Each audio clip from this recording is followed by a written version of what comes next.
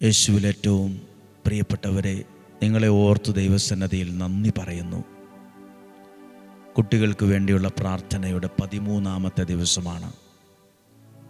ഇന്നും ഒരു നേരം ഭക്ഷണമൊക്കെ ഒഴിവാക്കി ഏൽപ്പിക്കപ്പെട്ട ഓരോ നിയോഗത്തിനു വേണ്ടി അല്പം ത്യാഗത്തോടെ തന്നെ അനേകർ നിങ്ങൾക്ക് വേണ്ടി പ്രാർത്ഥിക്കും. ഒപ്പം ഞങ്ങളും. പ്രാർത്ഥന മരുന്നായി മാറും, പ്രാർത്ഥന വിടുതലായി മാറും, പ്രാർത്ഥന സൗഖ്യമായി മാറും, പ്രാർത്ഥന മാനസാന്തരമായി മാറും, പ്രാർത്ഥന അത്ഭുതമായിട്ട് മാറും. അങ്ങനെ ഒരു ശക്തിയുണ്ട് സത്യസന്ധമായ പ്രാർത്ഥനയ്ക്ക്. ഇന്ന് വ്യാഴാഴ്ച ദിവസം പ്രത്യേകം നിങ്ങൾക്ക് വേണ്ടി പ്രാർത്ഥിക്കുകയാണ്. കർത്താവായ യേശുവേ, ഈ ആലയത്തിൽ 15,000-ത്തിലധികം നിയോഗങ്ങൾ കുട്ടികളുടെ പേര് എഴുതി അയച്ചിട്ടുണ്ട്. ഏകദേശ കണക്കാണ്. ലക്ഷക്കണക്കിന് കുടുംബങ്ങളിൽ അവർ പ്രത്യേകം ആ പേരുകൾ, അവരുടെ മക്കളുടെ പേര് എഴുതി വെച്ച് പ്രാർത്ഥിക്കുന്നവരുണ്ട്. രണ്ടിനും തുല്യ പ്രാധാന്യം കൊടുത്ത് പ്രാർത്ഥിക്കട്ടെ. കർത്താവായ യേശുവേ, അങ്ങയുടെ ശക്തമായൊരു ഇടപെടൽ ഈ കുഞ്ഞുങ്ങളിൽ ഉണ്ടാകണമേ. ഓരോ കെട്ടുകളായി ആ പ്രാർത്ഥനകൾ സൂക്ഷിച്ചിട്ടുണ്ട്. അത് ഈ അൾത്താരയിൽ, ഈ മധുബഹയിലുണ്ട്. തിരുരക്തത്താൽ വിശുദ്ധീകരിക്കണമേ. ഈ കുഞ്ഞുങ്ങളെ രക്ഷപ്പെടാൻ നല്ല ചിന്തകൾ, തീരുമാനങ്ങൾ, ബോധ്യങ്ങൾ അവരിൽ ഇടണമേ. നല്ല ജീവിതം അവർക്കുണ്ടാകണമേ. നല്ലയൊരു നാളേക്കായി, നല്ലൊരു കുടുംബത്തിനായിട്ടൊക്കെ ഇത് പ്രാർത്ഥിക്കുന്നത്. ഇതൊരു ചടങ്ങല്ല, ഇതൊരു പ്രോഗ്രാമല്ല, ഇതൊരു ഭംഗിവാക്ക് മാത്രമല്ല. ഇതിന്മേൽ സത്യസന്ധമായൊരു പ്രാർത്ഥനയുണ്ട്. തിരുരക്തത്താൽ വിശുദ്ധീകരിച്ച്, അങ്ങയുടെ വചനത്താൽ നിറച്ച്, പരിശുദ്ധാത്മാവിനാൽ നയിക്കണമേ. ആ പ്രാർത്ഥിച്ചതിൻ്റെ അർത്ഥം അറിഞ്ഞ് ഞങ്ങളത് വിശ്വസിക്കുന്നു. ആമേൻ. ഇന്ന് പ്രത്യേകം പ്രാർത്ഥിക്കുന്ന ഒരു വിഷയമാണ്. നമ്മൾ ദൈവസന്നദ്ധിയിൽ പ്രാർത്ഥനയോടെ നിൽക്കുന്നവരാണെങ്കിൽ, നമ്മുടെ ഒരു പ്രതിസന്ധിയിൽ, നമ്മുടെ ഒരു പ്രശ്നത്തിൽ, നമ്മുടെ ഒരു വെല്ലുവിളിയിൽ നമ്മുടെ സുഹൃത്തുക്കളോ കൂട്ടുകാരോ നാട്ടുകാരോ പ്രിയപ്പെട്ടവരോ ആരും തന്നെ സഹായിക്കാൻ ഓടി വന്നില്ലേലും, ദൈവത്തിൽ ആശ്രയിച്ച് നിൽക്കുന്ന ഒരാളാണ് നമ്മളെങ്കിൽ, ആരും ഓടി വന്നില്ലേലും, ആരും അടുത്തേക്ക് വന്നില്ലേലും, ദൈവം തന്നെ അടുത്തു വരും. ദൈവം തന്നെ എൻ്റെ കാര്യത്തിൽ ഓടി വരും. ആരും ഒരു ഫോൺ വിളിച്ച് പോലും സഹായിച്ചില്ലേലും, ആരും തന്നെ മൈൻഡ് ചെയ്തില്ലേലും, ഞാൻ വിശ്വസിച്ച് നിൽക്കുന്ന ദൈവം, ആരും ഓടി വന്നില്ലേലും എൻ്റെ ദൈവമുണ്ട് എൻ്റെ കാര്യത്തിൽ ഓടി വരാൻ. എൻ്റെ കാര്യത്തിൽ ഇടപെടാൻ ആരുമില്ലേലും എനിക്കൊരു ദൈവമുണ്ട് എൻ്റെ കാര്യത്തിൽ ഇടപെടാൻ. ഇത് വായിക്കുന്നത് ദാനിയേലിൻ്റെ പുസ്തകത്തിലാണ്. അതിൻ്റെ 3-ാം അധ്യായം.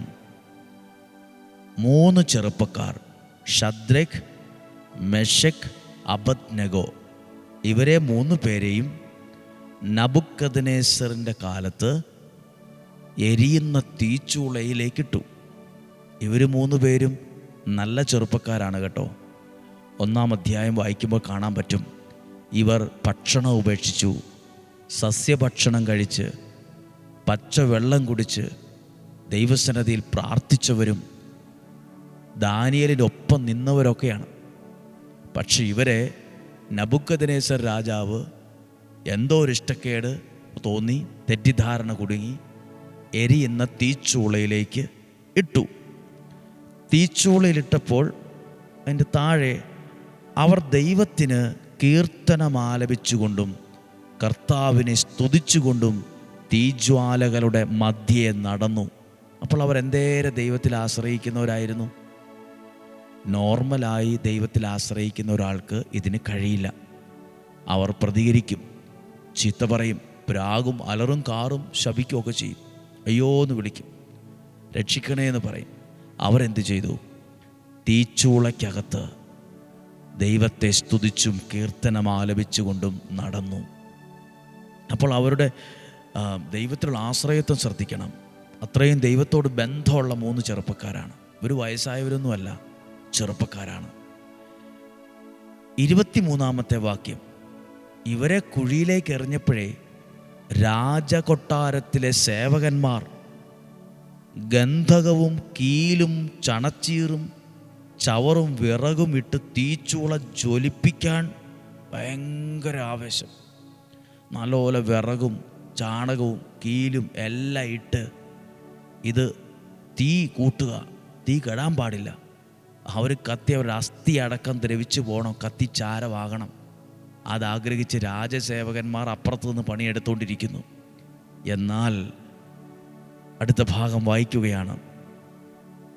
24-ാമത്തെ വാക്യം, നബുക്കദ്നേസർ രാജാവ് പരിഭ്രമിച്ച് പിടഞ്ഞെഴുന്നേറ്റ്, 3-ാം അധ്യായത്തിൻ്റെ 24-ാം വാക്യമാകട്ടോ. രാജാവ് ഉപദേശകന്മാരോട് ചോദിച്ചു, 3 പേരെ അല്ലേ നാം ബന്ധിച്ച് തീയിലെറിഞ്ഞത്? അതേ രാജാവേ, അവർ പറഞ്ഞു. രാജാവ് പറഞ്ഞു, എന്നാൽ അഗ്നിയുടെ നടുവിൽ ബന്ധനം കൂടാതെ 4 പേർ നടക്കുന്നത് ഞാൻ കാണുന്നു. അവർക്കൊരു ഉപദ്രവവും ഏറ്റിട്ടില്ല. 4-ാമത്തവൻ കാഴ്ചയിൽ ദൈവകുമാരനെ പോലെ ഇരിക്കുന്നു. തീക്കകത്ത് കിടക്കുന്ന 3 പേർ, 4-ാമതൊരാൾ എങ്ങനെ അവിടെ വന്നു? രാജാവിന് അത്ഭുതമായി. ഇതെന്നറിയോ? പ്രാർത്ഥനയുള്ളവൻ, ദൈവത്തിൽ ആശ്രയത്വമുള്ള ഒരാൾ തീയിലകപ്പെട്ടതുപോലൊരു പ്രശ്നത്തിലകപ്പെട്ടാൽ, ഒരു പ്രതിസന്ധിയിലായാൽ കൂട്ടുകാരെ കാണാനുണ്ടാവില്ല, നാട്ടുകാരിറങ്ങി തീക്കകത്ത് രക്ഷപ്പെടുത്തില്ല. എല്ലാവരും അപ്പുറത്തിരുന്ന് പറയും കഷ്ടമുണ്ട്, അവരെ തീ കത്തി അവർ ദഹിച്ചു പോയി കാണും, മരിച്ചു കാണും, അങ്ങനെയായി കാണും, ഇങ്ങനെയായി കാണും, കുറേ സഹിച്ചു കാണും, അഭിപ്രായം പറയാൻ ഒരുപാട് പേര് കാണും. അങ്ങനെയാണ് ഇങ്ങനെയാണ് എന്നൊക്കെ പറയാനുണ്ടാവും. പക്ഷേ ഇറങ്ങി വന്ന് സഹായിച്ചത് ദൈവമാണ്. ദൈവത്തിൽ ആശ്രയിക്കുന്ന വ്യക്തികൾ ഏത് കുഴിയിൽപ്പെട്ടാലും, ഏത് തീയിൽപ്പെട്ടാലും, ഏതൊറ്റപ്പെടലിന് നടുക്ക് വീണാലും, ഏതു തരം പ്രതിസന്ധിയിൽ ആ വ്യക്തിയെ ഉപദ്രവിച്ചാലും ദൈവം ഇറങ്ങി വന്ന് അവന് വേണ്ടി നിൽക്കും, അവർക്ക് വേണ്ടി നിൽക്കും, അവരെ സഹായിക്കും. ഇതിനകത്ത് കാണുന്നൊരു കാര്യമുണ്ട്. നബുക്കദ്നേസർ രാജാവ് പറയുന്നുണ്ട്, അവർക്കൊന്നും ഏറ്റിട്ടില്ലെന്ന്. അവർ ഇത്രയൊക്കെ നമ്മൾ ചെയ്തിട്ടും, വിറകും തീയും എല്ലാം ഇട്ട് കത്തിച്ചിട്ടും ഇവർക്കൊന്നും ഏറ്റിട്ടില്ല, അവർക്കൊരു കുഴപ്പവും ഉണ്ടായിട്ടില്ല, ഒന്നും ഏറ്റിട്ടില്ല എന്ന് എഴുതിയിട്ടുണ്ട്. ഇത് ശ്രദ്ധിക്കണം. നമുക്ക് ചുറ്റും പലതുമുണ്ട്. ഇന്നുകൊണ്ട് തീ കത്തിക്കുന്നവർ, വാക്കുകൊണ്ട് ഉപദ്രവിക്കുന്നവർ, ഉയർച്ചയെ തടയുന്നവർ, നന്മയെ ഇല്ലാതാക്കുന്നവർ, വിഷമിപ്പിക്കുന്നവർ. ദൈവത്തിൽ നിൽക്കുന്നവൻ ഇതൊന്നും ഏക്കിയല്ല, ഇതൊന്നും ഏക്കിയല്ല. കാരണം അവൻ്റെ ശക്തി കൊണ്ടെന്നല്ല, അവൻ്റെ കൂടെ നിൽക്കുന്നൊരു ദൈവത്തിൻ്റെ ശക്തിയാണ്. അവൻ്റെ ഉള്ളിൽ ദൈവം ഇരിക്കുന്ന ഒരു ഇരിപ്പിടമുണ്ട്. അതുകൊണ്ടാണ് ദൈവം ഇരിക്കുന്ന ഒരു ഇരിപ്പിടമുണ്ട് അവൻ്റെ മനസ്സിൽ. അതുകൊണ്ടാണ് ഒന്നും ഏക്കാത്ത, ഒന്നും ഏറ്റിട്ടില്ല. രാജാവ് ചോദിച്ചു, 4-മതൊരുത്തനും കൂടെയുണ്ട്. അവർ നടക്കുമ്പോൾ കൂടെ നടക്കുന്നു, അവരോടുമ്പോൾ കൂടെ ഓടുന്നു, കാഴ്ചയിൽ ദൈവകുമാരനെ പോലെ ഇരിക്കുന്നു. അതാണ് ദൈവത്തിൻ്റെ സാന്നിധ്യം. ഏത് പ്രതിസന്ധി ആയിക്കൊള്ളട്ടെ. ചിലരൊക്കെ ചിലപ്പോൾ വിളിച്ചു പറയാറുണ്ട്, ഞാൻ വല്ലാതെ ഒറ്റപ്പെടലില്ല, എന്നെ എല്ലാവരും കൂടെ കൂട്ടം കൂടി ഒറ്റപ്പെടുത്തുക. സാരമില്ല, നടക്കുമ്പോഴും എടുക്കുമ്പോഴും ചെറിയൊരു പ്രാർത്ഥനയോടെ നടക്കുക. ആരും കൂടെയില്ലേലും അവരെന്തെല്ലാം തലകുത്തി മറിഞ്ഞ് ചെയ്യാൻ നോക്കിയാലും, സ്വാധീനം ഉപയോഗിച്ചോ, പണം ഉപയോഗിച്ചോ, ചതി ഉപയോഗിച്ചോ, ഇനി എന്നാ തന്ത്രകുതന്ത്രങ്ങൾ ഉപയോഗിച്ചോ നോക്കിയാലും അതൊന്നും ഏൽക്കത്തില്ല. കാരണം കൂടെ നിൽക്കുന്നൊരു ദൈവമുണ്ട്. പ്രാർത്ഥിക്കുന്നവൻ്റെ കൂടെ ആരുമില്ലേലും, അവനൊറ്റയ്ക്കായി പോകേണ്ട സാഹചര്യം വന്നാലും ദൈവം അവൻ്റെ കൂടെ നിൽക്കും. അതൊരു അത്ഭുതമാണ്. ഒന്നും ഏറ്റിട്ടില്ലെന്ന്. മാതാപിതാക്കളെ, നിങ്ങളുടെ കുഞ്ഞുങ്ങൾക്ക് വേണ്ടിയുള്ള പ്രാർത്ഥനയിൽ, അവർ ലോകത്തിൽ ജീവിക്കുമ്പോൾ, കോളേജിൽ പഠിക്കുമ്പോൾ, സ്കൂളിൽ പോകുമ്പോൾ, 4 പേര് കൂട്ടുകാരോടൊത്ത് ജീവിക്കുമ്പോൾ പലതുമുണ്ട് അവരുടെ ജീവിതത്തിൽ തൊടാൻ സാധ്യതയുള്ള തെറ്റായ ചിന്തകൾ, ബോധ്യങ്ങൾ, നിലപാടുകൾ, കൂട്ടുകെട്ടുകൾ പലതും അതൊന്നും അവരെ തൊടാതിരിക്കണമെങ്കിൽ ദൈവത്തിൻ്റെ ഒരു സാന്നിധ്യവും കൂട്ടും അത്യന്താപേക്ഷിതമാണ്. അതുകൊണ്ടാണ് പ്രാർത്ഥിക്കണമെന്ന് പറഞ്ഞത്, അതുകൊണ്ടാണ് വചനം കേൾക്കണമെന്ന് പറയുന്നത്. 15 ദിവസം മാത്രമല്ല, ഈ ആളുകൾ ആയിരക്കണക്കിന് മനുഷ്യർ നിയോഗം എഴുതിയിട്ടപ്പോൾ എനിക്ക് തോന്നി 15 ദിവസം പ്രാർത്ഥിച്ചാൽ പോരാ. പ്രാർത്ഥന 15 ദിവസം ഉള്ളതിലും തുടർന്നുള്ള പ്രാർത്ഥനയ്ക്ക് ഇവിടെ വയ്ക്കും. തുടർന്നുള്ള പ്രാർത്ഥനയിലും ഈ പ്രാർത്ഥന തുടർന്നുകൊണ്ടേയിരിക്കും. ആഗ്രഹം ഉണ്ടെങ്കിൽ ഒപ്പം കൂടിക്കൊള്ളുക. എന്തായാലും ഈ പ്രാർത്ഥന പ്രാർത്ഥിച്ചുകൊണ്ടിരിക്കും. അത്ര വിലയോടെയും പ്രതീക്ഷയോടെയാണ് ഞങ്ങളെ ഓരോ കാര്യവും പ്രാർത്ഥിക്കാൻ ഏൽപ്പിച്ചത്. ഇന്ന് ഏതെങ്കിലും ഒരു ഭക്ഷണം ഒഴിവാക്കി ഉപവാസത്തോടെ പറ്റുന്നവർ പ്രാർത്ഥിക്കണം. ഒരു നേരത്തെ പറ്റുമെങ്കിൽ, ആരോഗ്യം അനുവദിക്കുന്നെങ്കിൽ പ്രാർത്ഥിക്കാം. കർത്താവായ യേശുവേ, ഇവിടെ നിയോഗം എഴുതിയിട്ട് പ്രാർത്ഥിച്ചവർ, കൽക്കുരിശിൽ പേരെഴുതി വെച്ച് പ്രാർത്ഥിച്ചവർ, എണ്ണയൊഴിച്ച് പ്രാർത്ഥിച്ചവർ എല്ലാവരെയും ഓർക്കുന്നു.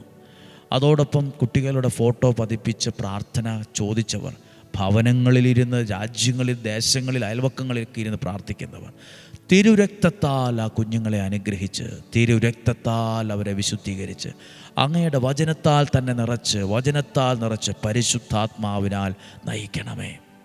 ഇന്ന് വ്യാഴാഴ്ചയാണ്. വൈകുന്നേരം 7 മണിക്ക് വിശുദ്ധ യൂദാശ്ലീഹായുടെ മാധ്യസ്ഥതയിൽ നൊവേന ചൊല്ലി പ്രാർത്ഥിക്കുന്നുണ്ട്. മറക്കാതെ പ്രാർത്ഥനയിലും പറ്റുമെങ്കിൽ പങ്കെടുക്കുക. നമ്മുടെ കർത്താവ് ഈശോ മിശിഹായുടെ കൃപയും പിതാവായ ദൈവത്തിൻ്റെ സ്നേഹവും പരിശുദ്ധാത്മാവിൻ്റെ സഹവാസവും നിങ്ങളോട് കൂടെ ഉണ്ടായിരിക്കട്ടെ.